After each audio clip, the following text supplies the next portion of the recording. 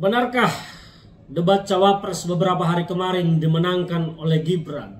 Benarkah Gibran menguasai topik permasalahan yang dia sampaikan? Benarkah Gibran tampil memukau? Mari kita coba uji secara singkat. Pertama, saya melihat bahwa sebetulnya Gibran tidak sedang menyampaikan apa yang dia pahami, tetapi Gibran menyampaikan apa yang dia ketahui. Seseorang yang mengetahui belum tentu memahami. Apa itu? Contohnya yang pertama, saya mau mengkritisi dan membedah tentang pertanyaan Gibran ke Cak Imin terkait dengan State Global Islamic Economic. Gibran berbicara dalam bahasa Indonesia, menyampaikan singkatan SGIE dalam bahasa Indonesia, padahal literatur tersebut adalah bahasa Inggris. Semestinya Gibran menyampaikan SGIE, State Global Islamic Economic.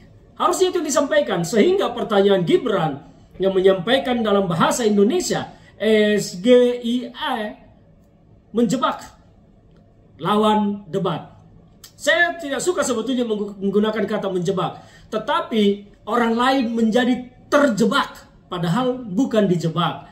Karena apa? Pertanyaan Gibran tak berkualitas. Pertanyaan Gibran itu tak memenuhi substansi pertanyaan.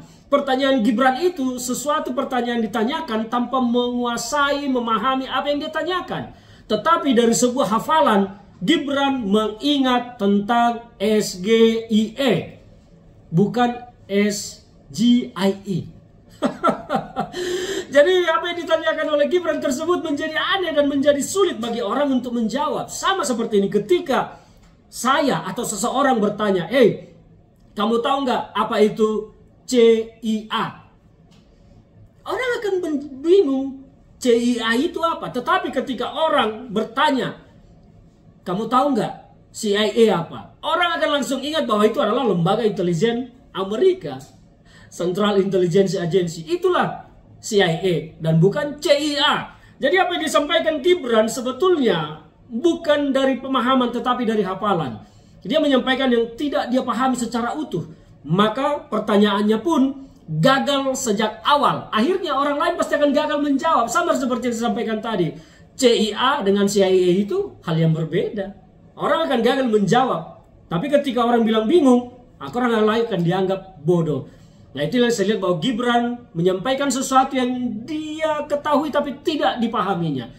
Yang kedua, ketika berhadapan dengan Prof. Mahfud MD terkait dengan pajak.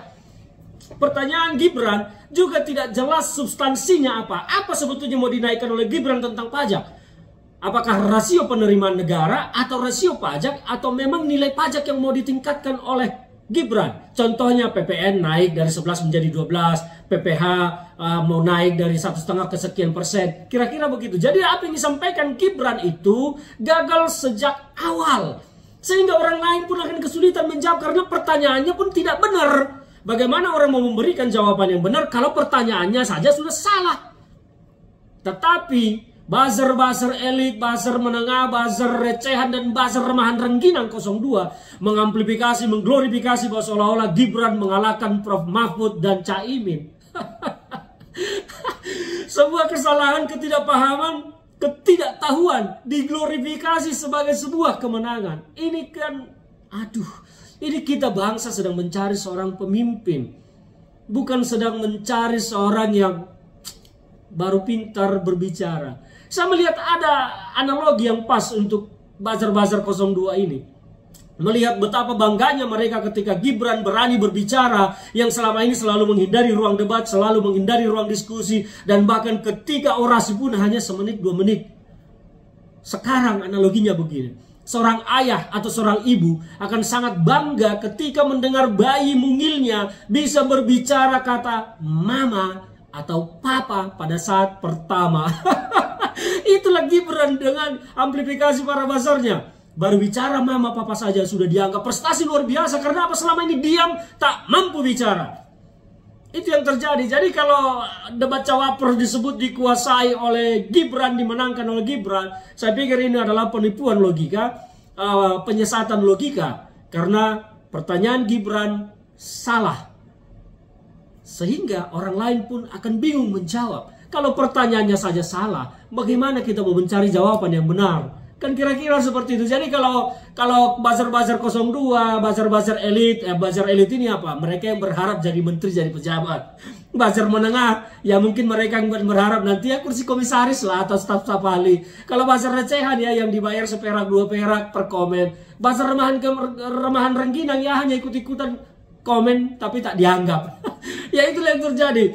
Saya berharap bahwa debat ke depan ini KPU akan mencari metodologi dan format debat yang baru, di mana menurut saya pertanyaan tidak usah disiapkan, biarkan mengalir pertanyaan itu ketika debat terjadi, sehingga kita akan menggali kemampuan para kandidat kita ini sejauh mana. Kalau disiapkan, mungkin saja bocor ya. Jadi apa yang terjadi?